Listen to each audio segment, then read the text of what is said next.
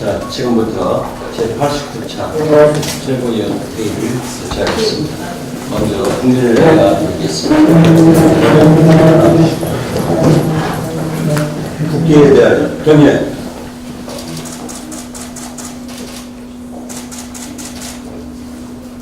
바로 착석해 주시기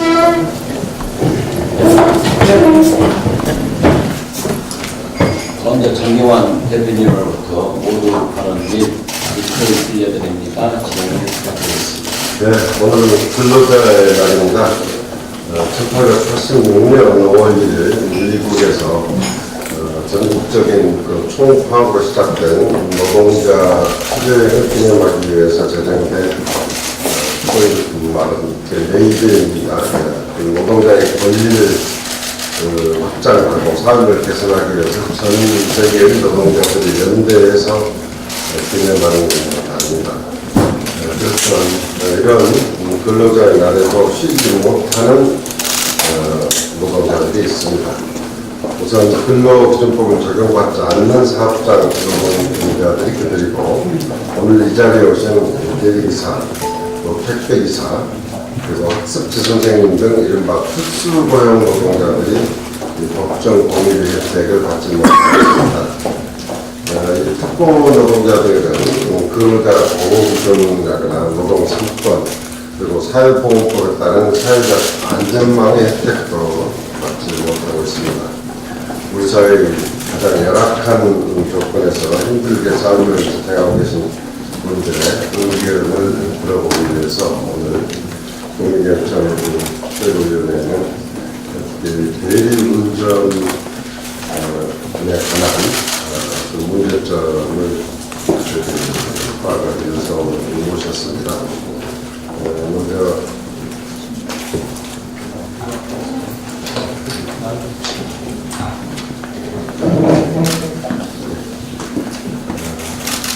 오신 분들 소개를 해드리겠습니다. 전국 대리기사협회 김종용 회장님이었습니다.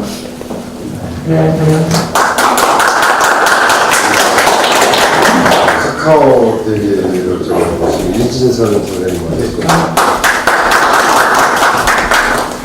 관련된 업체가 지금 국토교통부이기 때문에 국토교통부의 신교통 서비스 받아계신 박준상 과장님이었습니다.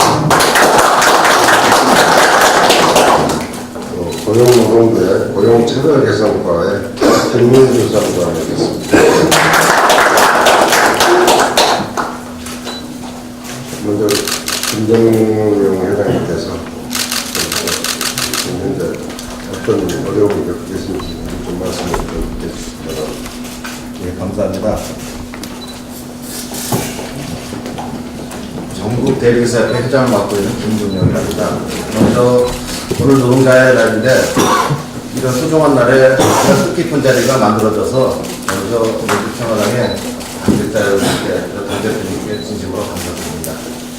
저희들이 오늘 이 자리에 올 수 있었던 것은 이미 우리 생활 서비스로 정착된 대리운전 서비스가 아무런 법적 제도 정착 장치가 없다 보니까 소비자나 대리기사나 대리운전업자 전체적으로 어떠한 법적인 보호를 받지 못하고 무업과 불법 상태 속에서 서비스의 질적 하락이 났고 종사자들의 처우가 악화되고 있는 이런 현실을 반영하고 있다고 생각합니다.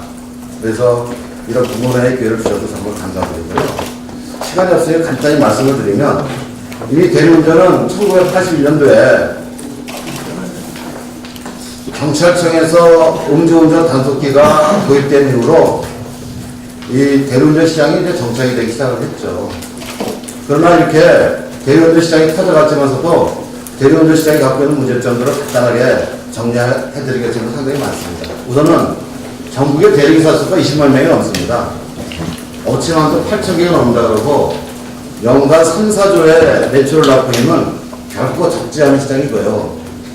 음주운전을 방지하고 교통사고를 예방하며 시민의 안전한 이동과 귀가를 책임지는 나름대로 사회적 역할이 충분한 생활 서비스라고 생각합니다.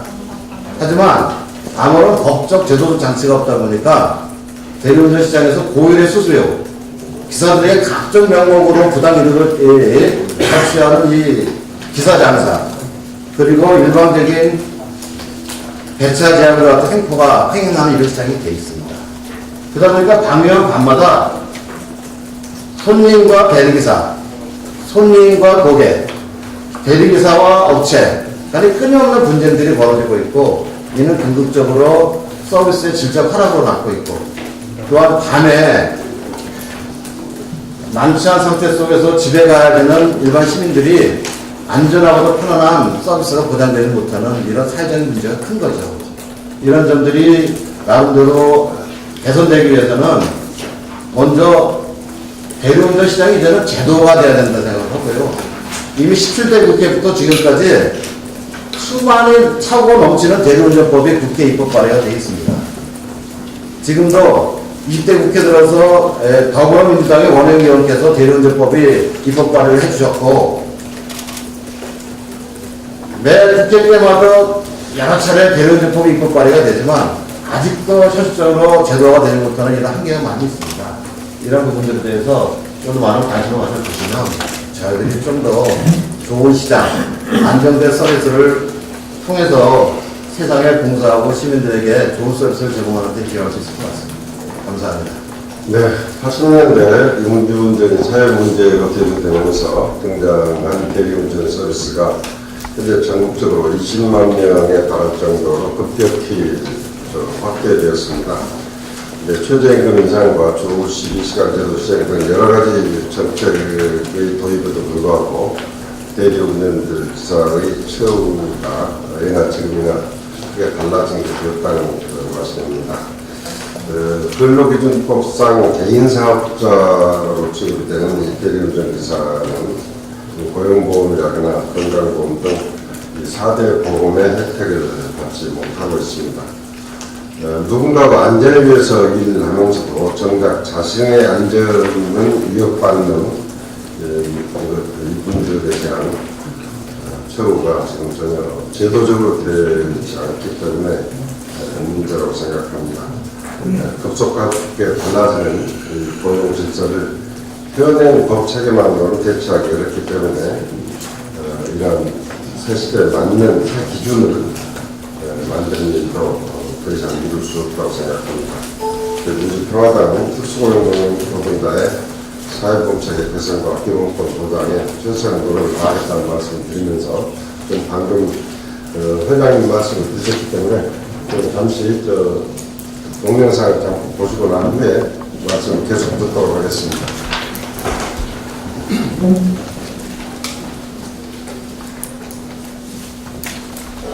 여러분 안녕하십니까. 광주 MBC 뉴스데스크 시작합니다. 곳곳에서 뿔뿔이 흩어져 일하는 광주 지역 대리운전 기사들이 노조를 결성했습니다. 그동안 대리기사가 부당한 대우를 받아왔다며 스스로 권익 지키기에 나선 건데요. 하지만 그 활동이 쉽지만은 않을 것으로 보입니다. 정유 기자입니다. 네, 다음은 이승준 선생님 말씀을 들어보도록 하겠습니다.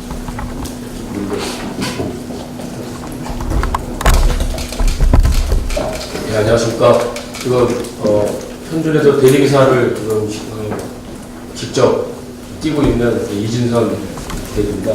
저는 이제 카카오 대리라고 우리 또 여기 계신 분들 이렇게 운전하신 한 번씩 해보셨는지 모르겠습니다만, 이 대리기사 사무실들이 되게 많습니다. 저는 이제 지금 대리기사에 종사한 지는 이제 한 1년 정도 좀 된 것 같습니다. 이제 다른 업을 하다가 좀 여러 가지로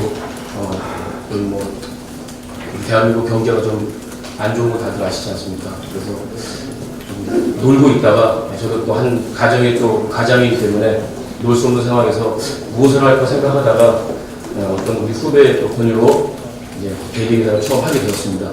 근데 이제 실제 이제 활동을 해보니까 좀 애로사항들이 너무너무 많더라고요. 그래서 이거 저 혼자 애로사항 어떻게 말씀할 수도 없고, 그래서 우연찮게 우리 대리기사한테 우리 김종인 회장님을 어떻게 또 만나게 돼서 많은 또 힘이 되셨고, 또 대리기사의 어떤 많은 사람들이 그 권익과 유익, 여러 가지 이익을 해결할 수 없기 때문에 대리기사협회가 저는 필요하다고 생각했습니다. 일단은 좀 애로사항이 있다면요.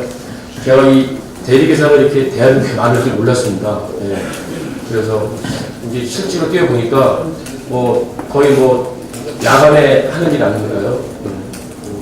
12시, 1시만 넘으면 이 휴대폰을 들고 다니시는 분들이 거의가 다 대리기사라고 이렇게 보시면 됩니다. 저도 이제 뭐 한 8시, 9시 정도에 나가서 새벽 뭐 4시, 5시 어쩔 때는 이제 첫 차를 타고 집에 이제 귀가도 하는데요. 그래서 밤을 새 정도 되면은 어찌됐든 뭐 그래도 최소한 10만 원 정도는 벌어야 되지 않겠나 그런 생각을 하고 했는데 이게 대리기사님들이 너무너무 많으신 거예요. 어떤 공급과 수요가 모인 게 좀 균형이 돼야 되는데 대리기사님들은 너무너무 많고 또 그러다 보니까 요즘 또 뭐 문화가 또 숙문화가 길게까지 안 가고 또 많이 그렇게 하시지 않습니까? 그러다 보니까 대리기사비가 터무니없이 요금이 아주 정말 상상도 할 수 없는 가격으로 지금 시행되고 있더라고요. 그리고 또 요즘은 각자 대리기사 분들이 사무실에 소속이 되어 있기 때문에 거기에 나가는 이제 수수료가 있습니다.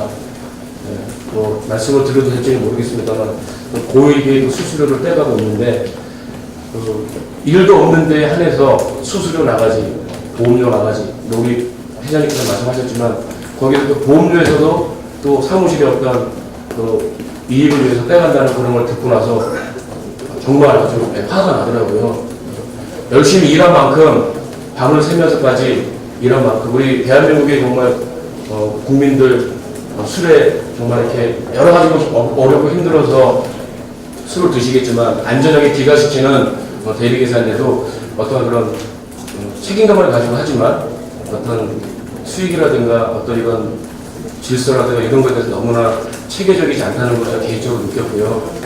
그리고 어찌됐든 지금 대리기사분들이 자격이라는 게 없기 때문에 아주 면허증 하나만 있으면 누구나 할 수 있는 게 사실 대리기사입니다. 근데 그 대리기사님들이 어떠한 사람인지도 모르고 우리 술 취한 우리 대한민국 사는 우리 국민들 맡기는 그 기사인데 그분들이 어떻게 해서 어떤 분들인지 모르는 그런 상황에서 맡긴다는 것도 어떻게 보면 참 위험하지 않을까 이런 개인적으로 생각도 해봤습니다. 어떤 분들은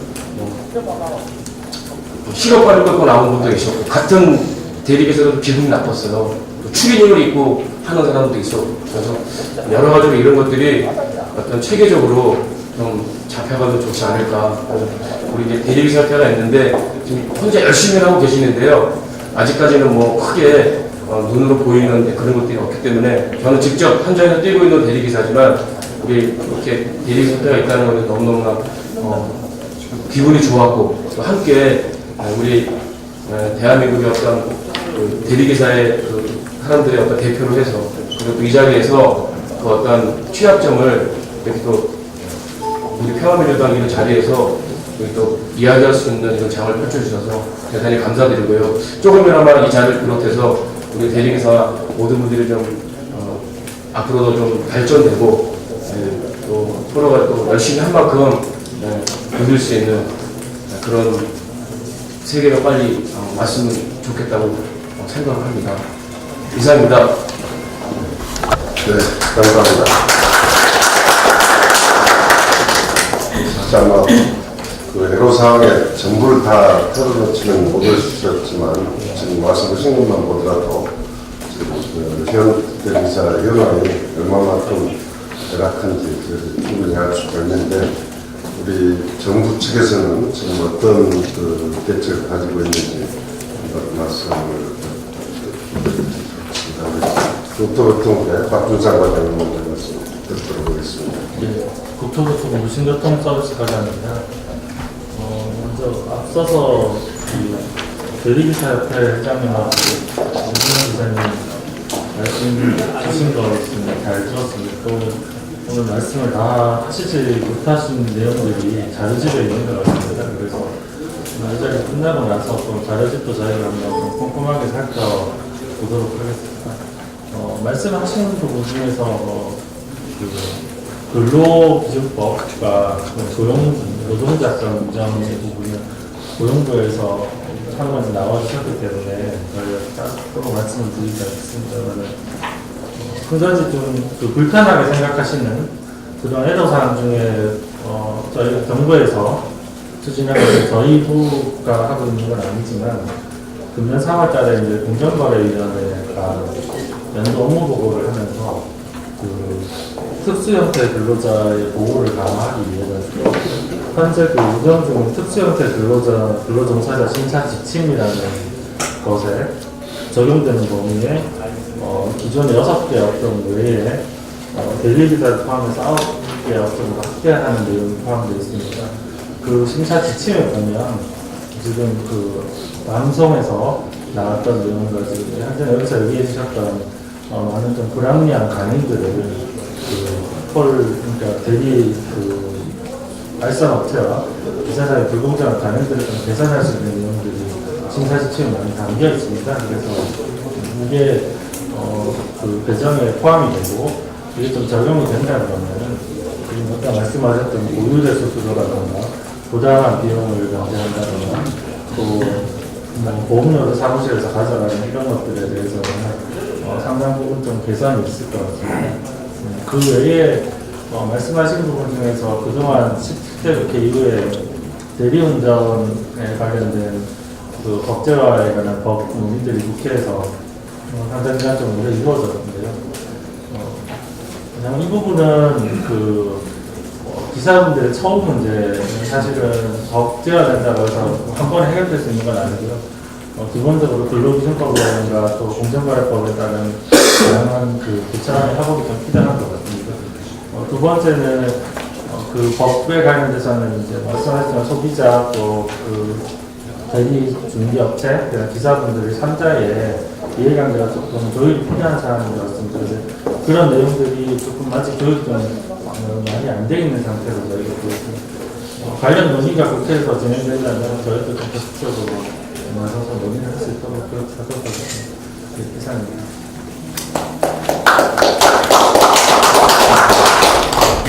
다음 고용노동부의 김민규 사무장님 말씀 들어보겠습니다. 네, 안녕하십니까. 고용노동부 고용처벌개선법 김민규 사무관입니다. 대리운전 기사 관련해가지고 우선 그 근로기준법상 근로자 인정 요구가 항상 문제가 되는데, 근데 현행법상 저희 뭐 여러 가지 법원 판결이나 이런 것들을 고려했을 때 대리운전 기사가 사용 중독성이나 어떤 그런 전속성 이런 것들이 인정되기가 좀 어려워서 근로기준법상 근로자로 보기는 좀 어려운 상황입니다.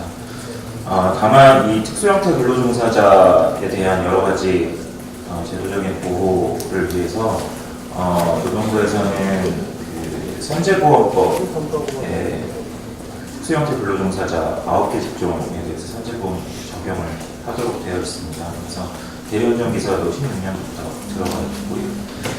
다만 이제 선제보험 적용은 되는데 가입된 대리기사 수가 좀 적어서 그런 부분들을 높이기 위해서 선제보험 적용 제외에 대한 사유제한이라든가 이런 법들이 개정안들이 발의되어 있습니다. 그런 것들이 통과되기 위해서 노력하겠고요. 그리고 4대 보험 중에 그 고용보험도 대리운전 기사들에게 적용하기 위해서 현재 고용보험법 개정안이 발의는 되어 있는 상황인데 아직 그 통과가 되지는 못해서 마찬가지로 그 개정이 돼서 대리기사를 포함한 특수형태 근로종사자까지 고용보험이 적용될 수 있도록 그렇게 추진해 나가겠습니다. 그리고 최근 그 연초에 개정된 선제보상 산업안전보건법에서도 특수형태 근로종사자에 대한 안전보건조치 의무가 그 규정이 되었습니다. 시행은 내년이어서 시행되고 있지는 않지만 현재 시행령안이 입법 예고 중이고 그 안에 대리기사도 포함되어 있는 것으로 일단 그 마련되어 있습니다. 그래서 관련해서 협회나 그 유관 기관에서 좀 의견을 주시면 더 반영해서 진행할 수 있도록 하겠습니다. 이상입니다. 네. 한 가지 좀 여쭤보고 싶은데, 사실 대리기사 회사들 안 쓰는 게 있는데 사실 그렇게 장비가 필요하지 않지 않을까 그게. 특별한 시설이나 자본, 기술이 필요합니다. 그게 좀 예를 들어서 우리가 8주지가 지금 시행이 되고 있는 중에 예를 들어서 우리가 좀 하도 수요가 좀 비싸다고 해서 좀뭐 서울시 같은 경우는 좀 제로페이 제도까지 해가지고 저기 하고 있는데 이 부분은 아마 그 기능을 공공적으로도 이렇게 충분히 연결 기능을 하는 것은 그런데 그렇게 많은 비용도 들지 않을 것 같은데. 굉장히 중요한 지적해 주셨는데요. 대리운전은 사실 아시다시피 전화 한 통하면 돈 주고 살 수 있는 사람이라서 저 같은 경우도 대리기사 뛰면서 내 주변 관계를 이용해서 콜을 제가 받아서는 제가 대리업체 사장이 되는 겁니다. 그런 면에서 대리기사가 노동자와 사업자의 양대성을 갖고 있기 때문에 오히려 혼란스러운 부분도 있을 만큼 대리운전 서비스의 어떤 사업이 굉장히 간단해요. 그리고 이거는 이미 사회적으로 정착되어 있는 공공성이 있는 사업이기 때문에 정책 당국의 의지만 있으면 충분히 공공 서비스로 전환이 가능해요. 우리 버스 고용제하고 있지 않습니까? 그렇죠? 서울시 같은 경우 대리운전은 더 간단해요. 이런 겁니다. 국민 여러분, 술 먹고 대리운전 시키려면 전화 어디에 전화하세요 라고 하는 것을 국가기관에 매스컴에서 각 지방자치단체가 국민들한테 하면 돼요. 국가기관에서 어플하고 보급을 해서 하면 돼요. 단 이렇게 하고 나타날 수 있는 기존 업체들의 반발, 그들의 피해를 최소화시키는 거, 그거는 피해를 없애는 게 그걸 최소화시키는 건 뭐냐면 과장되어 있고 오버되어 있고 그리고 굉장히 고도화되어 있는 이 착취 구조를 오히려 거품을 빼는 합리적인 반응이 될 거라고 봅니다. 굉장히 저는 정책 당국의 의지만 있으면 법을 만들지 않아도 정책적으로 행정조치로도 예를 들어 서울시에서 경기도, 인천 이런 광역단위별로 시범적으로 대리운전 공용 서비스를 실시할 수 있다고 봅니다. 굉장히 기술적으로 간단한 겁니다. 네, 하시죠. 자, 의원님들이나 당분들, 지금 발의하시는 그 정책자분들에게 뭐